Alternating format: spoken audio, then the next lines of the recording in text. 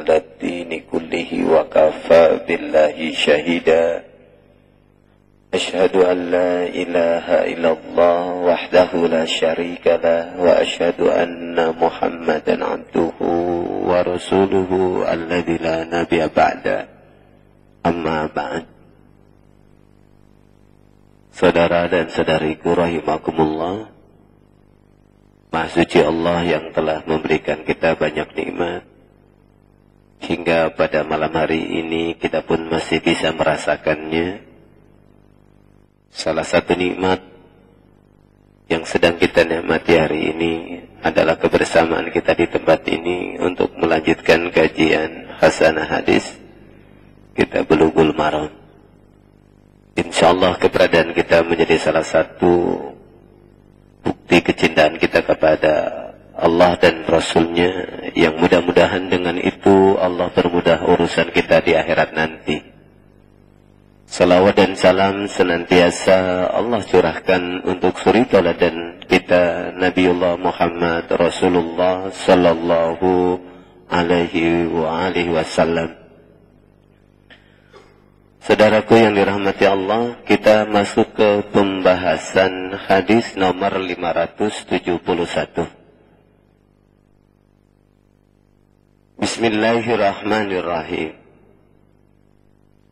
Wa an Jabirin radhiyallahu anhu qala qala Rasulullah sallallahu alaihi wasallam, idza kaffana ahadukum akhahu falyuhsin kafanahu, rawahu Muslim. Dari sahabat Jabir bin Abdullah radhiyallahu anhu berkata, telah bersabda Rasulullah sallallahu alaihi wasallam, apabila salah seorang di antaramu mengkafani saudaranya, maka hendaklah ia membaguskan kafannya. Hadis riwayat Imam Muslim.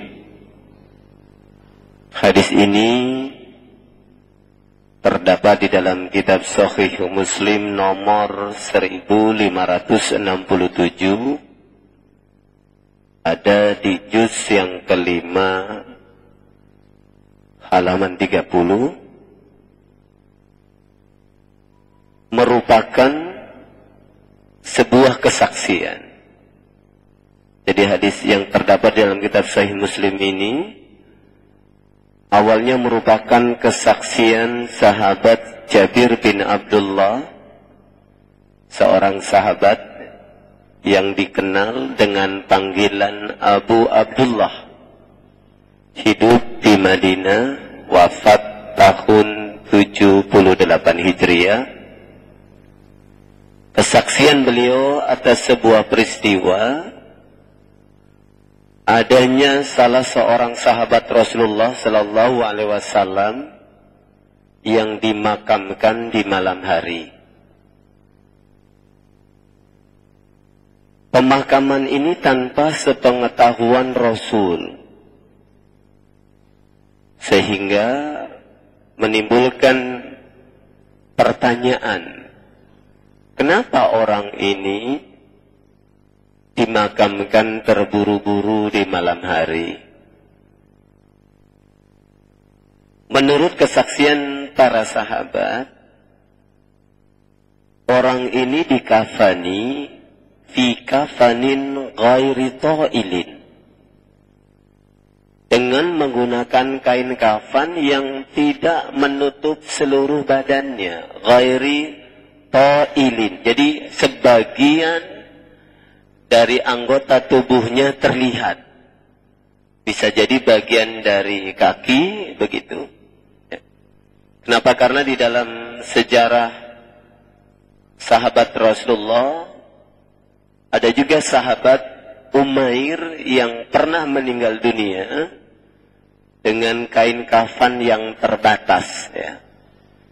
Tapi itu pun ditutupi dengan rerumputan. Menjadi saudara-saudari ikhwan fillah rahimakumullah, hadis ini berawal dari kesaksian sahabat Jabir bin Abdullah atas dimakamkannya salah seorang sahabat.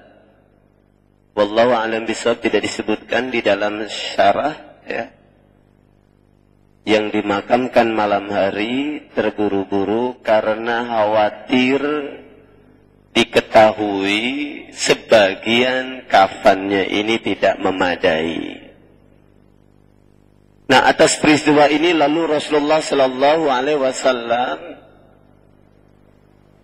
melarang, ya,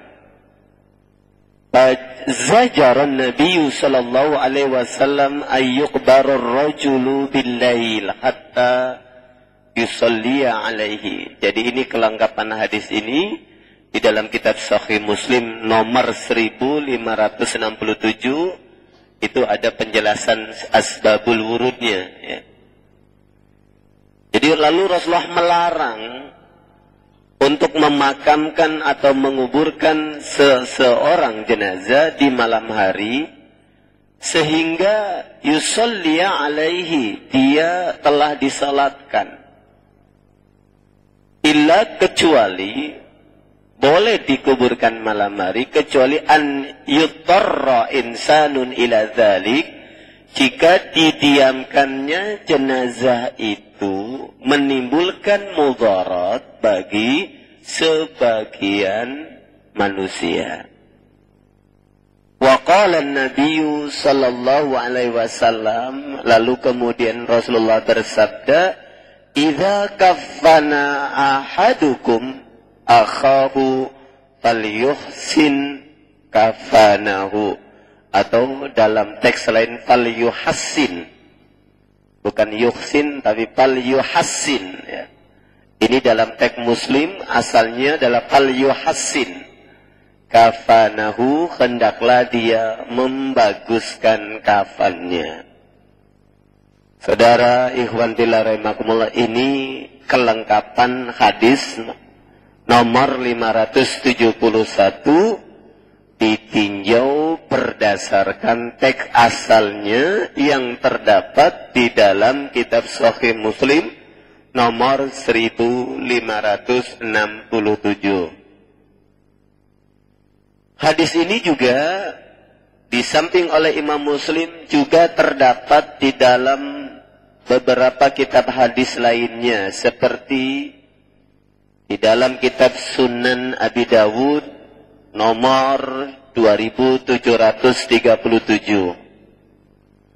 Ada juga di dalam kitab Sunan An-Nasai hadis nomor 1869, dan juga di dalam kitab Musnad Ahmad hadis nomor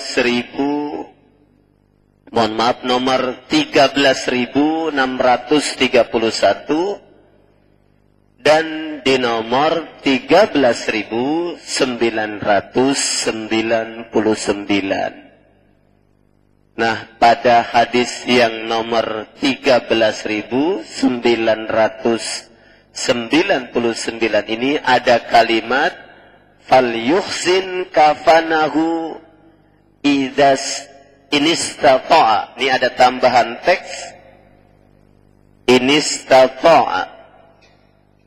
Enggak ada ini. Jadi ada tambahan teks inistata'a. Hendaklah dia membaguskan kafannya inistata'a, jika mampu.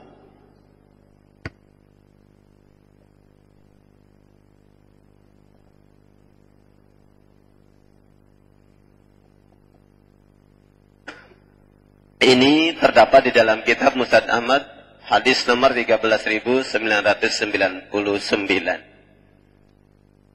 Ada tambahan seperti itu. Di samping hadis ini datang melalui sahabat Jabir bin Abdullah, Imam At-Tirmidzi di dalam kitabnya As-Sunan menyebutkan adanya jalur sahabat lain, yaitu datang dari sahabat Abu Qatadah. Abu Qatadah ini nama aslinya adalah Al-Haris bin Ribi'i. Hidup di Madinah, wafat tahun 54 Hijriah.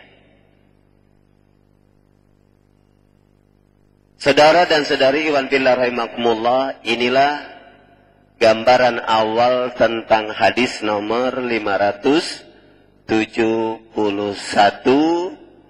yang ada di dalam kitab Bulughul Maram ini, di mana ternyata tidak hanya Imam Muslim saja, ada juga beberapa penulis hadis lain yang juga menceritakan peristiwa tersebut.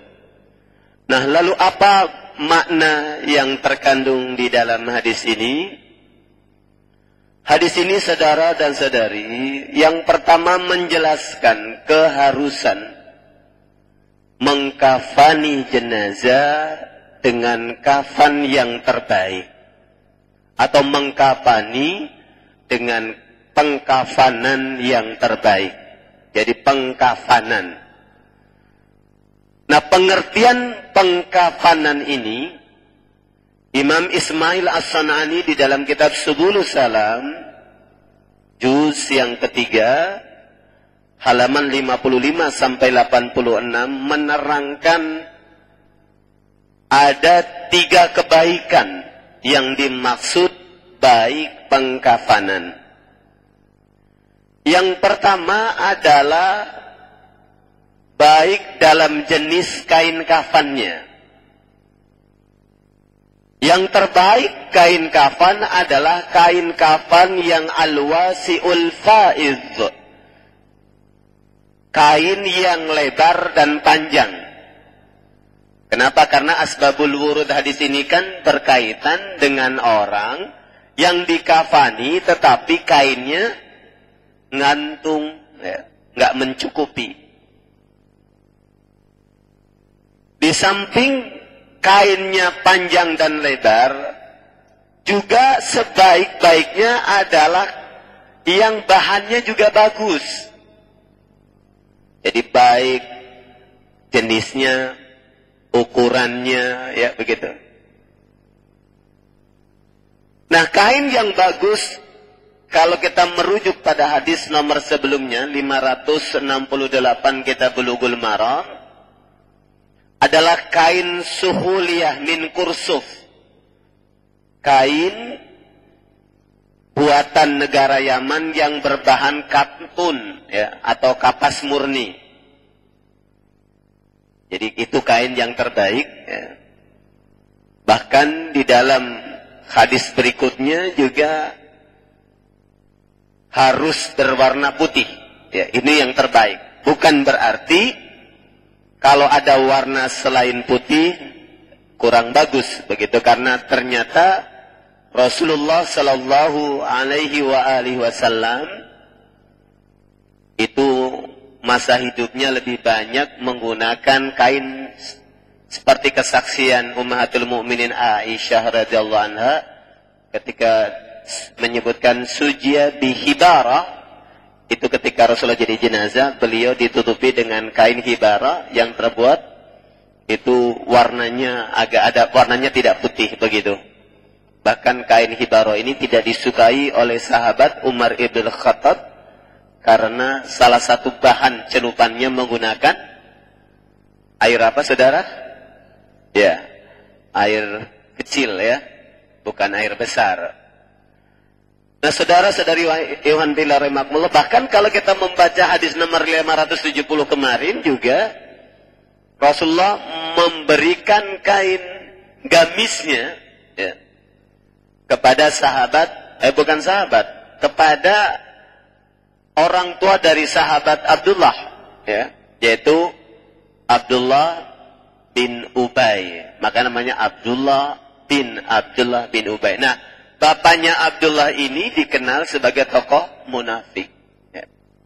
Kemarin sudah kita diskusikan apakah memberikannya karena tidak bisanya Rasulullah sebagai bentuk kasih sayang kepada Abdullah, sahabat yang baik. Itu tidak bisanya Rasulullah menolak permintaan sahabat yang baik, atau hal yang lainnya, wallahu a'lam bishawab. Tetapi memang di dalam sejarah Rasulullah Shallallahu Alaihi Wasallam itu pernah memberikan kain atau baju gamisnya kepada dua jenazah.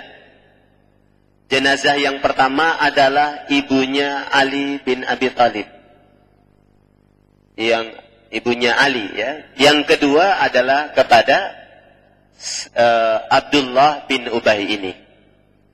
Ada yang menyebutkan kalau kena bajunya Rasulullah tahan siksa, begitu ya. Jadi semacam baju anti siksa. Malaikat mau mukul, wah ini baju Rasulullah. Itu hanya rumor, ya. Wallahu a'lam bishawab, karena baju Rasulullah tidak bisa menolak bala.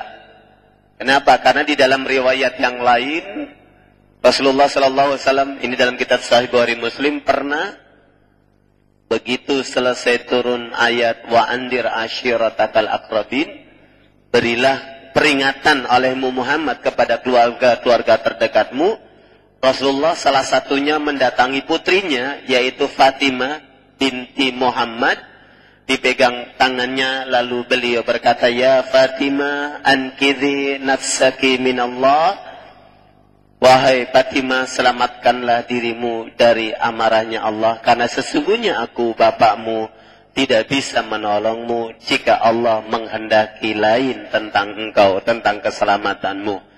Ini menunjukkan bahwa darah masih ada hubungan darah dengan Rasulullah saja tidak dijamin, apalagi darahnya sudah berlewat banyak, ya.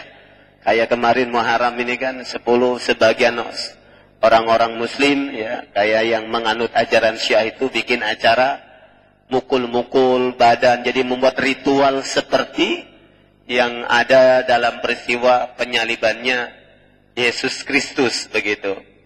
Bahkan informasi tadi dapat pagi tadi di TV, begitu, di Semarang ada acara seperti itu.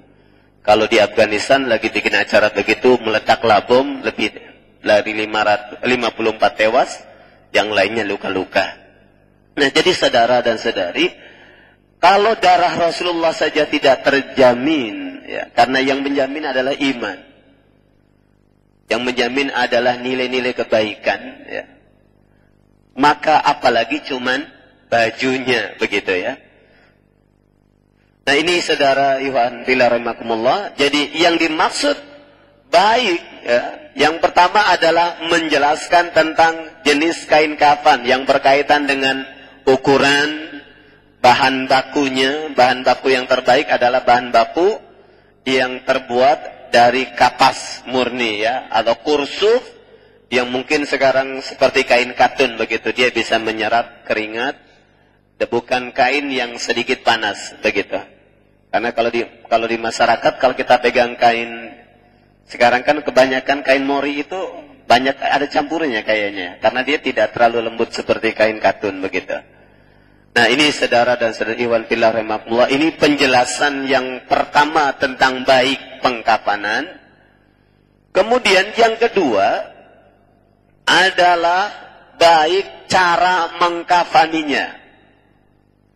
Kenapa? Karena memperlakukan mayat saat mengkafani adalah sama seperti halnya saat memandikannya.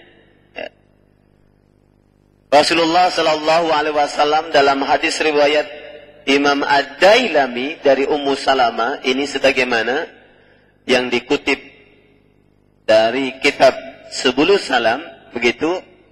Rasulullah pernah bersabda, ahsinul kafana, perbaguslah kafan, wala tu'dhu mautakum, jangan engkau sakiti mayitmu, jangan engkau sakiti jenazah. Dengan apa?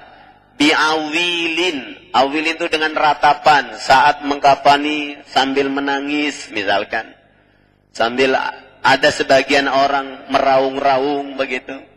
Karena tradisi awil itu sekarang bentuknya nih, ya, ratapan itu kalau mohon maaf di agama Yang lain itu ya ada orang yang khusus kerjaannya saat ada jenazah itu melakukan lagu-lagu kesedihan begitu.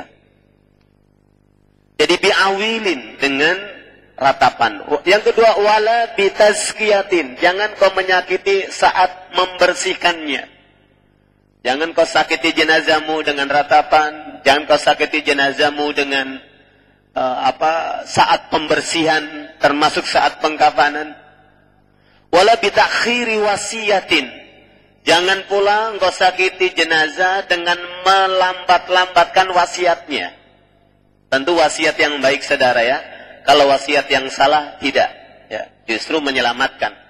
Tapi kalau wasiat yang benar itu ini dianjurkan. Wala biqati'atin, dan jangan pula dengan memutus hubungan kekeluargaan atau hubungan persaudaraannya. Jadi jangan misalkan karena kita tidak suka dengan orang yang disukai si jenazah, padahal jenazah itu memiliki hubungan baik, meninggalnya nggak dikasih tahu, biarin aja, gitu kan? Oh dia mah musuh begitu.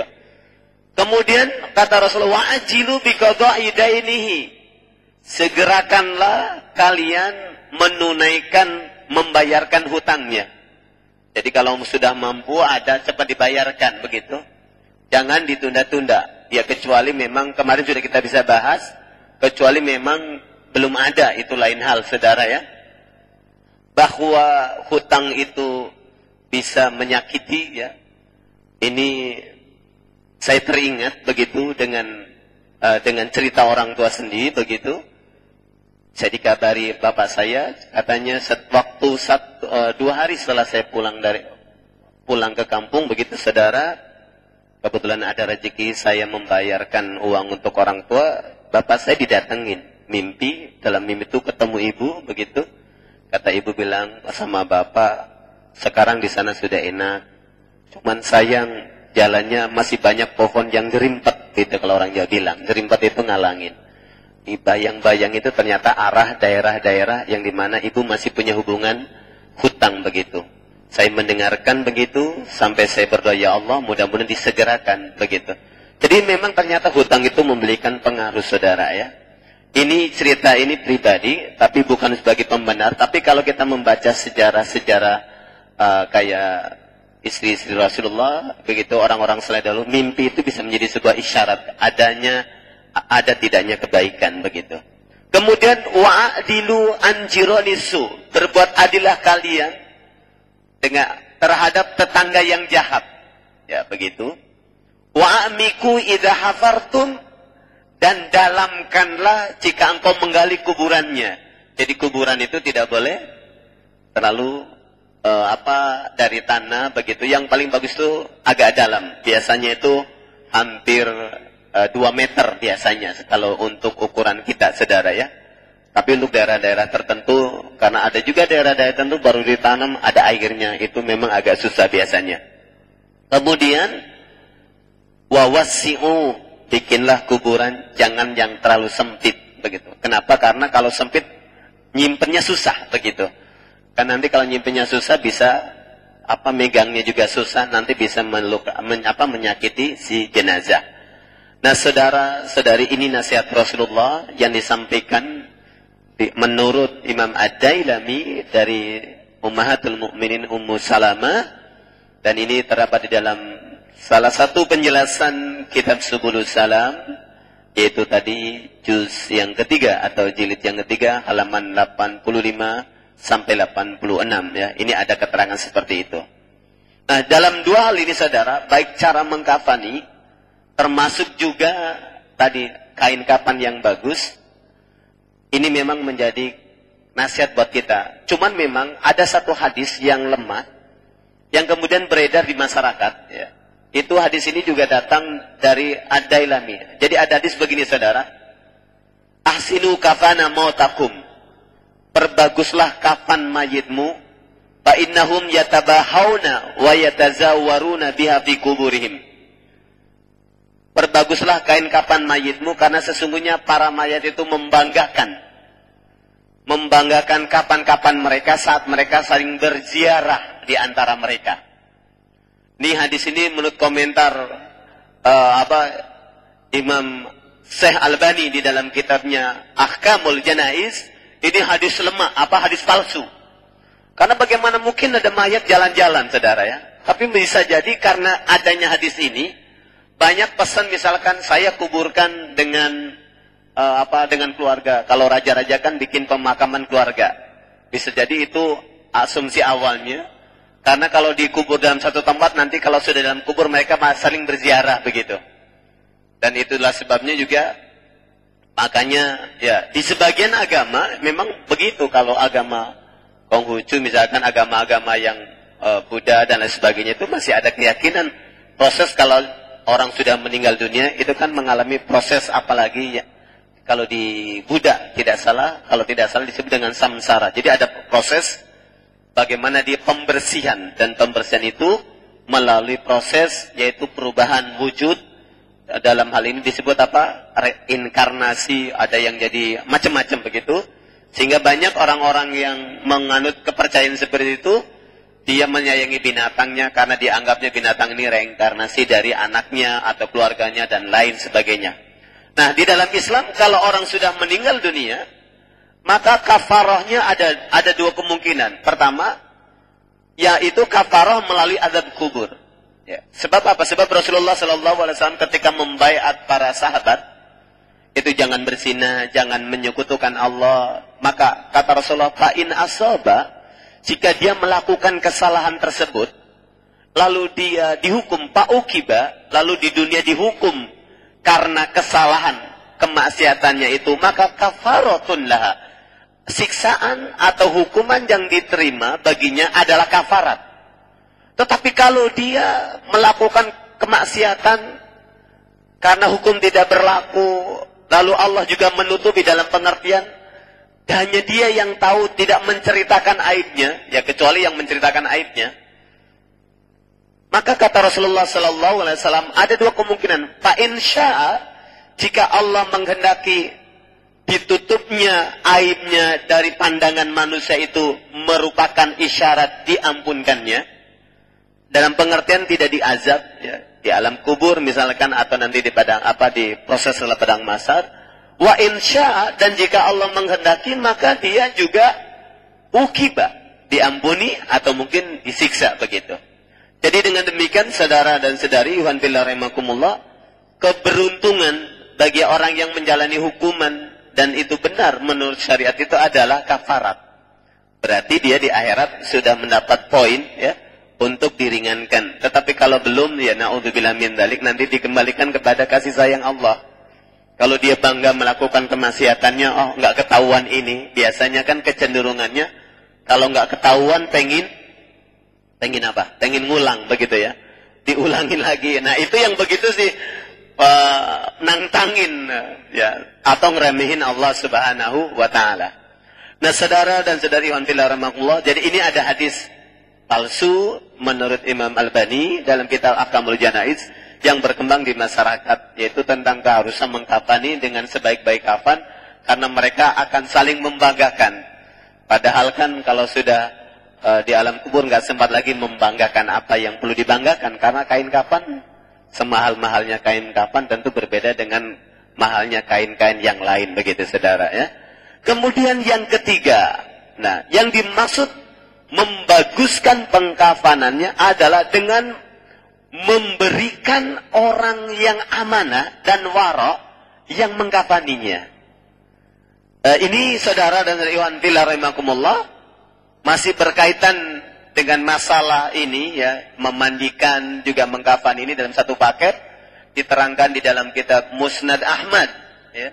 Hadis nomor 23.735 ya, di sana disebutkan dari Aisyah radhiyallahu anha berkata, Rasulullah sallallahu alaihi wasallam bersabda, barang siapa yang memandikan mayat kemudian ia menunaikan amanatnya, yaitu dengan tidak menyebarkan aib mayat, maka ia akan keluar darinya dosanya seperti saat dia dilahirkan ibunya.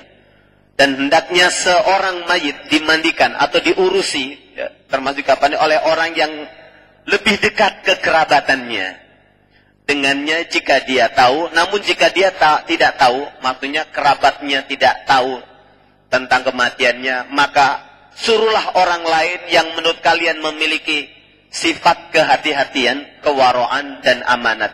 Jadi cara membaguskan kafan tidak hanya dilihat dari kainnya, kemudian prosesinya, tetapi juga orangnya. Itu yang dimaksud membaguskan kafan. Nah, tentunya saudara dan saudari ikhwan fillah rahimakumullah, dengan adanya perintah ini ya, membaguskan pengkafanan, maka Islam mengajarkan kepada kita bagaimana keharusan kita menghormati mayat. Walaupun sudah jadi mayat begitu, tetap dia masih berhak untuk dihormati ya. Bahkan kalau di dalam beberapa penjelasan sebelumnya, Rasulullah Shallallahu Alaihi Wasallam menghormati jenazah itu sekalipun orang Yahudi dan Nasrani sudah jadi jenazah, kalau dia lewat maka Rasulullah berdiri menghormatinya. Bahkan penghormatan yang terbaik saat mendoakan jenazah setelah jenazah dimakamkan itu juga dengan cara berdiri. Jadi Rasulullah menganjurkan at-tasbit. Jadi kalau kita mendoakan jenazah setelah dimakamkan itu jangan sambil duduk-duduk, tapi anjurannya adalah dengan cara berdiri. Semuanya suruh berdiri. Kenapa? Karena memang di masyarakat kita masih ada terjadi, mungkin mohon maaf karena yang dia ada di makam itu adalah orang yang menggalinya, karena merasa menggali dia tidak punya hubungan dengan si jenazah. Hubungannya dia dengan upah siapa yang membayarnya. Nah, ini sebaiknya adalah orang-orang yang memang pada hari itu berhubungan dengan prosesi pemakaman itu, begitu selesai dimakamkan dan mau dilakukan doa, tasbih, doa terakhir, maka dianjurkan untuk berdiri semuanya. Supaya apa? Ya, ini bentuk penghormatan, supaya tentunya doanya lebih mudah diterima oleh Allah Subhanahu wa taala. Karena doa dengan cara yang terbagus itu juga dianjurkan oleh Rasulullah sallallahu alaihi wasallam. Kemudian yang kedua, saudara, tadi hadis ini menjelaskan tentang pengkafanan yang terbaik, terdiri dari 3 hal. Hadis ini juga menjelaskan larangan menguburkan jenazah di malam hari jika penguburan tersebut dimaksudkan untuk menghindarkan dari kehadiran banyak orang, baik untuk mensolatinya atau mendoakannya. Jadi saudara dan saudari, kalau ada jenazah tidak dikenal, memang idealnya adalah diumumkan dahulu begitu siapa ini telah meninggal, supaya dia bisa mendapatkan haknya untuk didoakan atau untuk disolatkan.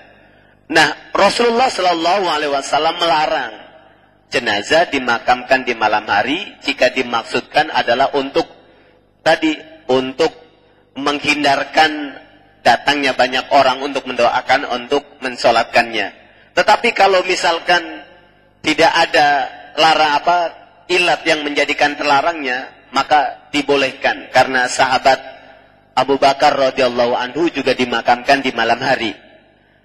Hanya saja memang di karangan para fuqaha saya membaca Imam Nawawi rahimahullah di dalam kitab Syarah Muslim juz yang ketiga halaman 361 menjelaskan adanya perbedaan ya, atau adanya tanggapan tentang ulama-ulama dahulu hukum menguburkan di malam hari. Ada sebagian yang mengatakan ya, wa qala jamahir al ulama minas salaf wal khalaf la yukrah. Jadi ada yang berpendapat bahwasanya menguburkan pada malam hari itu tidak dilarang. Mereka berhujjah dengan dalil, yaitu Abu Bakar radhiyallahu anhu itu dikuburkan pada malam hari. Termasuk juga seseorang yang karena ada hal-hal tertentu kemudian disegerakan pemakamannya. Tetapi ada juga yang melarangnya, ya, yaitu melarang dimakamkan di malam hari jika alasan pemakamannya adalah sebagaimana yang disebutkan di dalam hadis Muslim ini. Ya, hadis Muslim nomor 1500 ini saudara ya, karena ini berada dalam hadis Muslim 1567. Karena memang asal asbabul wurudnya hadis ini berkaitan dengan adanya seorang sahabat yang dimakamkan di malam hari. Rasulullah tidak menerimanya. Termasuk juga mungkin Anda pernah mendengar hadis tentang seseorang yang dimakamkan dan Rasulullah tidak tahu orang itu adalah penunggu masjid marbot. Kemudian Rasulullah tanya, siapa? Orang ini kemana? Oh, sudah meninggal ya Rasulullah. Sudah dimakamkan. Kenapa kalian tidak mengabarkan aku? Rasulullah marah pada waktu itu. Dan sebagai bentuk penghormatannya karena Rasulullah mengenalnya, maka Rasulullah dalam riwayat itu diceritakan mendatangi kuburannya dan mensolati jenazah itu di kuburannya. Itulah sebabnya yang terbaik ya, memperlakukan jenazah itu dengan cara hal-hal yang bisa menjadikan tambahan pahala atau pahala bagi kita atau keringanan bagi si jenazah itu sendiri. Dan tentunya ini hanya bisa dilakukan dengan ibadah yang dianjurkan atau disunahkan. Salah satunya adalah mensolatkan. Kenapa? Karena mensolati jenazah, Rasulullah SAW dalam salah satu hadis menyebutkan, tidaklah seorang jenazah disolati lebih dari 40 orang yang tidak mensekutukan Allah, kecuali jenazah itu mendapatkan keringanan di dalam proses berikutnya. Inilah tentunya yang harus dilakukan kepada kita, kepada jenazah-jenazah kita. Dan kembali ke masalah saudara dan saudari, jadi hadis ini makna kedua adalah melarang tentang atau menjelaskan adanya larangan menguburkan jenazah di malam hari jika penguburannya dimaksudkan untuk menghindarkan dari kehadiran banyaknya orang untuk mensolatnya atau sekedar menutupi kekurangan kain kafannya, menutupi aibnya, misalkan mungkin terlalu lain sebagainya saudara ya. Kan bisa jadi ada jenazah-jenazah tertentu yang mungkin naudzubillah min dzalik baunya sudah dan sebagainya, ya itu bisa saja. Nah, saudara dan saudari wantillah rahimakumullah, ini dua makna yang terdapat di dalam hadis kitab Bulughul Maram nomor 571. Dan sebagai penutup pembahasan hadis nomor 571 ini, di kalangan fuqaha juga terjadi diskusi tentang bolehkah menguburkan mayat di waktu yang terlarangnya sholat, seperti saat terbenam dan terbitnya matahari atau saat tengah hari pas. Tentang hal ini masih merujuk kepada penjelasan. Disebutkan bahwa kalau Imam Syafi'i wa faqala Syafi'i wa ashabuhu, Imam Syafi'i dan para sahabatnya la yukrahani ila an yata'ammada takhir, bahwa tidak dilarang ya, keduanya tidak melarang memakamkan jenazah pada waktu terlarangnya sholat, seperti waktu menjelang terbenamnya matahari, kecuali jika sengaja diakhirkan sudah ada waktu tapi nanti nunggu terbenam matahari, itu nggak boleh. Tapi karena setelah prosesinya memungkinkan harus segera dimakamkan dan waktu pemakamannya jatuh waktu terbenam, maka Imam Syafi'i tidak melarangnya. Baik, kita akhiri dulu untuk dilanjutkan setelah salat Isya. Walhamdulillahirabbil alamin.